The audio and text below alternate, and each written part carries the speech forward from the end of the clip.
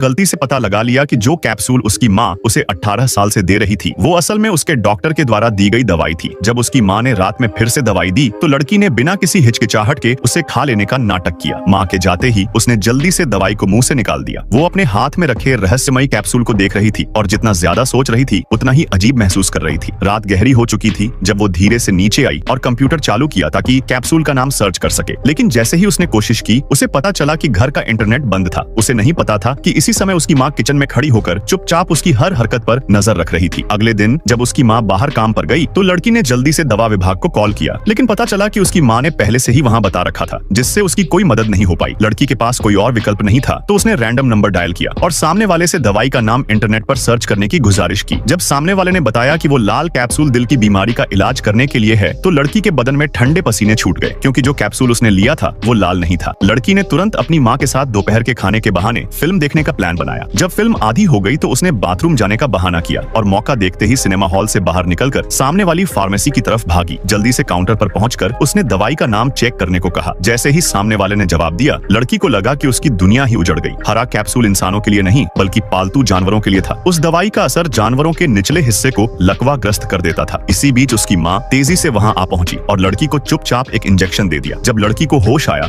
तो उसने टेबल पर खाना रखा देखा। वो तुरंत दरवाजा खोलने दौड़ी, लेकिन पाया कि दरवाजा बाहर से बंद था। जल्दी से चाबी उठाई और ताला खोलने की कोशिश की, लेकिन कुछ नहीं हुआ। उसे समझ आया कि दरवाजा बाहर से फंसा हुआ है। फिर उसने खिड़की खोली और बाहर झांका। उसने पहले खाना खाया ताकि थोड़ी ऊर्जा मिले, फिर मुंह में पानी भरा और अपने औजार लेकर खिड़की से बाहर निकल गई। धीरे धीरे रेंगते हुए वो अपनी माँ के कमरे तक पहुंची। पहले उसने सोल्डरिंग आयरन से कांच में छेद किया, फिर मुंह से पानी छिड़का जिससे कांच तुरंत टूट गया। लेकिन जैसे ही वो कमरे में घुसी, अचानक उसका अस्थमा